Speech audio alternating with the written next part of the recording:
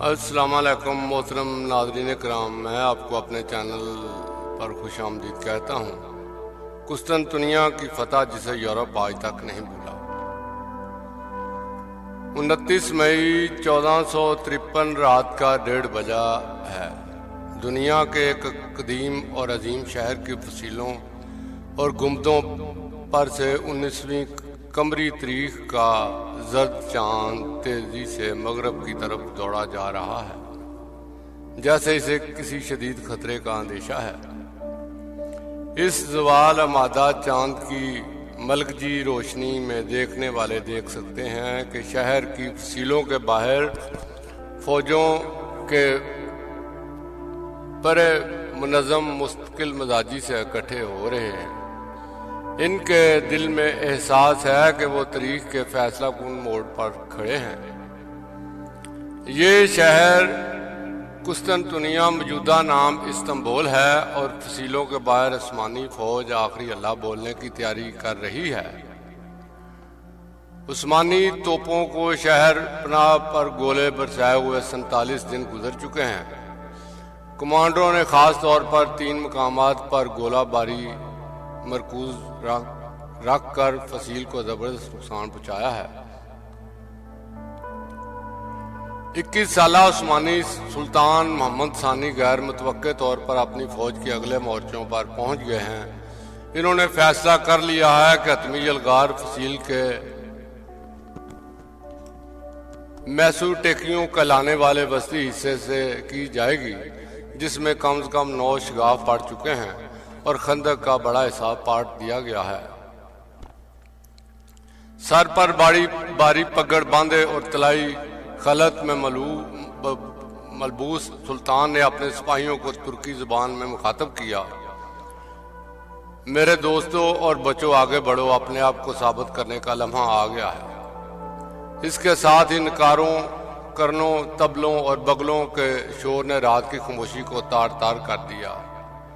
لیکن اس کان پھاڑنے والے شور میں بھی عثمانی دستوں نے فلک شگاف نعرے صاف سنائی دیے جا سکتے تھے، جنہوں نے فصیل کے کمزور حصوں پر حملہ بول دیا۔ ایک طرف خشکی سے اور دوسری طرف سمندر میں بحری جہازوں پر نصب توپوں کے دانوں نے آگ برسانا شروع کر دی۔ بازنطینی سپاہی اس حملے کے لیے فصیلوں پر تیار کھڑے تھے، لیکن پچھلے 1.5 ماہ کے محاصرے نے ان کے حوصلے پست اور اعصاب شکستہ کر دیے تھے۔ بہت سے شہری بھی مدد کے لیے فصیلوں پر آ پہنچے اور پتھر اٹھا کر نیچے اکٹھا ہونے والے حملہ پر پھینکنا شروع کر دیے۔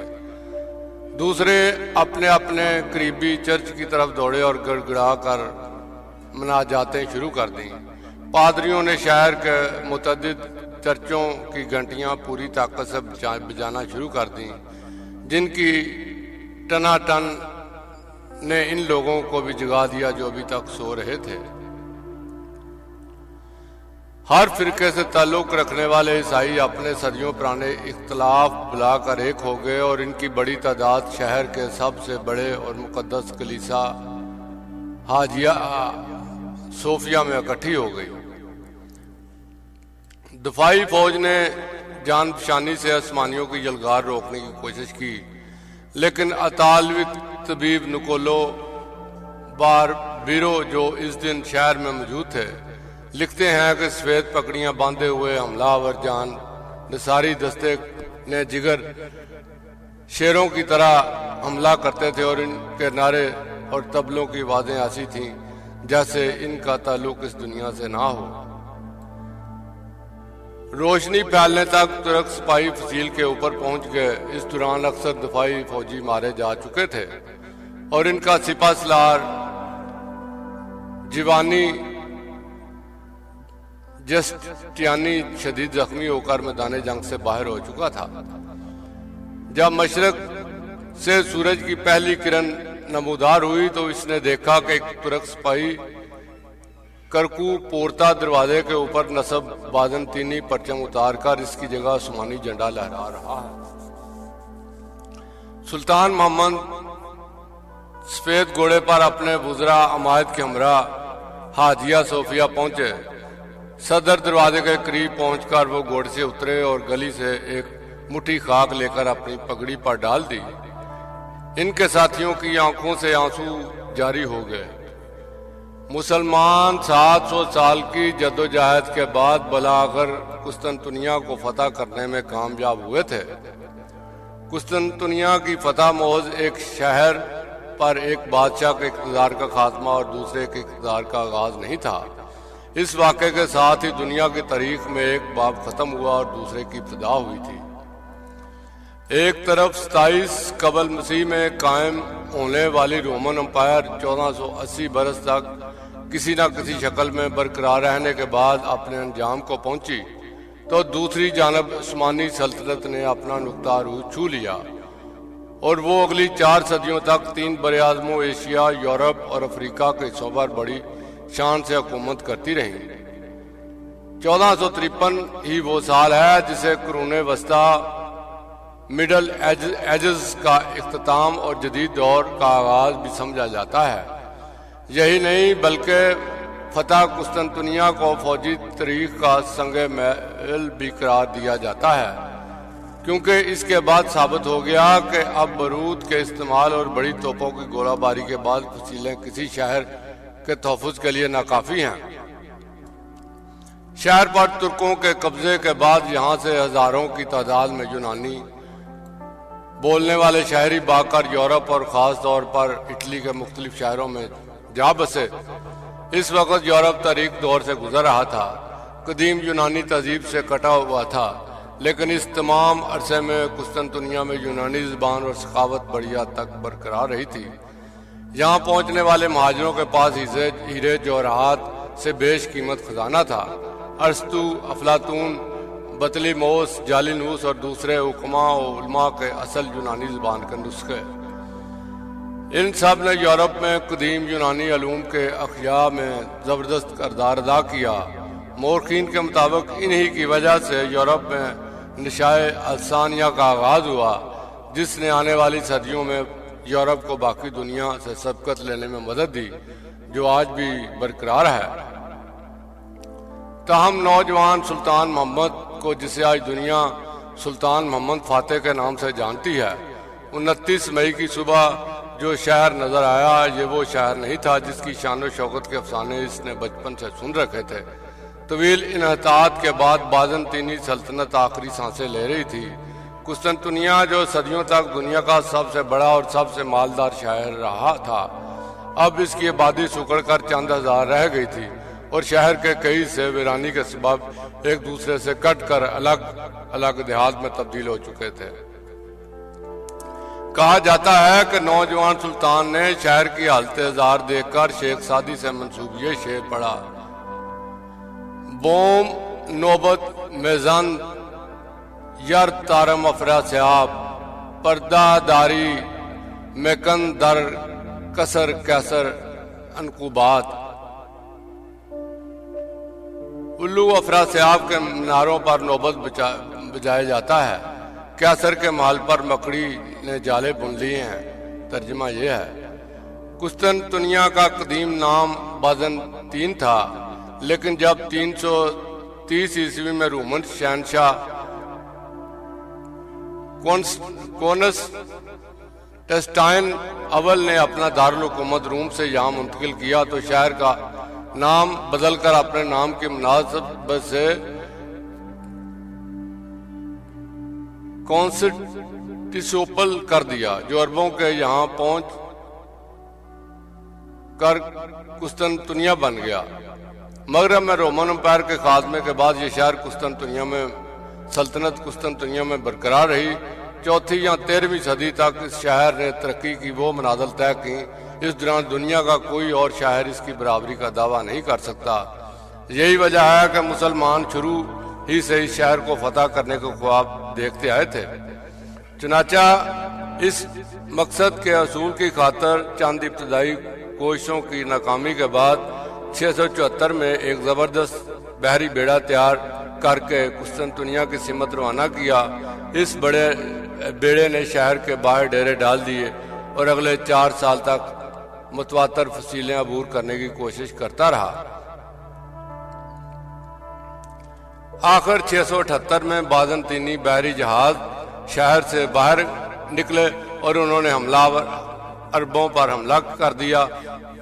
اس بار ان کے پاس ایک زبردست ہتھیار تھا جسے آتش یونانی یا گریک فائر کہا جاتا ہے۔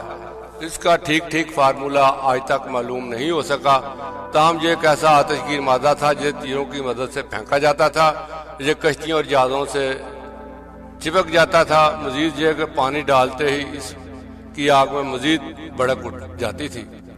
عرب اس آفت سے مقابلے کے لیے تیار نہیں تھے، چنانچہ دیکھتے ہی دیکھتے تمام بحری بیڑا آتش زار کا منظر پیش کرنے لگا۔ سپاہیوں نے پانی میں کود کر جان بچانے کی کوشش کی، لیکن یہاں بھی پناہ نہیں ملی، کیونکہ آتش یونانی پانی کی سطح پر گر کر بھی جلتی رہتی تھی اور ایسا لگتا تھا کہ جیسے پورے بحر مرمرا نے آگ پکڑ لی ہے۔ عربوں کے پاس پسپائی کے علاوہ کوئی چارہ نہیں رہا۔ واپسی میں ایک ہولناک سمندری طوفان نے رہی سے کسر پوری کر دی اور سینکڑوں کشتیوں میں ایک آدھی بچ کر لوٹنے میں کامیاب ہو سکی۔ اسی محاصرے کے دوران مشہور صحابی ابو ایوب انصاری نے بھی اپنی جان آفرین کے سپرد کر دی۔ ان کا مقبرہ آج بھی شہر کی فصیل کے باہر ہے۔ سلطان محمود فاتح نے یہاں ایک مسجد بنا دی جسے ترک مقدس مقام مانتے ہیں۔ اس کے بعد 717 میں بنو امیہ کے امیر سلیمان بن عبد الملک نے زیادہ بہتر تیاری کے ساتھ ایک بار پھر قسطنطنیہ کا محاصرہ کیا، لیکن اس کا انجام اچھا نہیں ہوا۔ 2000 کے قریب جنگی کشتیوں میں صرف 5 بچ کر واپس آنے میں کامیاب ہو سکی۔ شاید یہی وجہ تھی کہ اس کے بعد 6 صدیوں تک مسلمانوں نے دوبارہ قسطنطنیہ کا رخ نہیں کیا، حتیٰ کہ سلطان محمد فاتح نے بلاگر شہر پر اپنا جھنڈا لہرا کر سارے پرانے بدلے چکا دیے۔ شہر پر قبضہ جمانے کے بعد سلطان نے اپنا دارالحکومت قسطنطنیہ منتقل کر دیا اور خود اپنے لیے قیصر روم کا لقب منتخب کیا۔ آنے والے اشروں میں اس شہر نے وہ عروج دیکھا جس نے ایک بار پھر ماضی کی عظمت کی یادیں تازہ کر دیں۔ سلطان نے اپنی سلطنت میں حکم نامہ بھیجا، جو کوئی چاہے وہ آ جائے، اسے شہر میں گھر اور باغ ملیں گے۔ صرف یہی نہیں، اس نے یورپ سے بھی لوگوں کو قسطنطنیہ آنے کی دعوت دی تاکہ شہر پھر سے آباد ہو جائے۔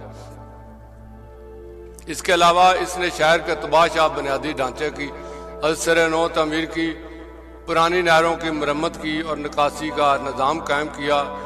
اس نے بڑے پیمانے پر نئی تعمیرات کا سلسلہ بھی شروع کیا، جس کی سب سے بڑی مثال توپ کاپی محل اور گرینڈ بازار ہے۔ جلد ہی طرح طرح کے دستکار، کاریگر، تاجر، خطاط، مصور، سنار اور دوسرے ہنرمند شہر کا رخ کرنے لگے۔ سلطان فاتح نے حاجیہ صوفیہ کو چرے سے مسجد بنا دیا، لیکن انہوں نے شہر کے دوسرے بڑے گرجا کلیسائے حواریان کو یونانی آرتھوڈکس فرقے کے پاس ہی رہنے دیا، اور یہ فرقہ ایک ادارے کی صورت میں آج بھی قائم و دائم ہے۔ سلطان فاتح کے بیٹے سلیم کے دور میں عثمانی سلطنت خلافت کا درجہ اختیار کر لیا اور قسطنطنیہ اس کا دارالخلافہ اور تمام سنی مسلمانوں کا مرکزی شہر قرار پایا۔ سلطان فاتح کے پوتے سلیمان عالی شان کے دور میں قسطنطنیہ نے نئی بلندیوں کو چھو لیا۔ یہ وہی سلیمان ہے جنہیں مشہور ترکی ڈرامے میرا سلطان میں دکھایا گیا ہے۔ سلیمان عالی شان کی ملکہ خرم سلطان نے مشہور معمار سنان کی خدمات حاصل کی، جس نے ملکہ کے لیے عظیم الشان محل تعمیر کیا۔ سنان کی دوسری مشہور تعمیرات میں سلیمانیہ مسجد، خرم سلطان حمام، خسرو پاشا مسجد، شہزادہ مسجد، دوسری عمارتیں شامل ہیں۔ یورپ پر سقوط قسطنطنیہ کا بڑا گہرا اثر ہوا اور وہاں اس سلسلہ میں کتابیں اور نظمیں لکھی گئیں، متعدد پینٹنگز بنائی گئیں۔ یہ واقعہ ان کے اجتماعی شعور کا حصہ بن گیا۔ یہی وجہ ہے کہ یورپ کبھی اسے بھول نہیں سکا۔ نیٹو کا اہم حصہ ہونے کے باوجود یورپی یونین ترکی کو قبول کرنے میں لیت و لال سے کام لیتی ہے، جس کی وجوہات صدیوں پرانی ہیں۔ یونان میں آج بھی جمعرات کو منحوس دن سمجھا جاتا ہے۔ 29 مئی 1453 کو جمعرات کا دن تھا۔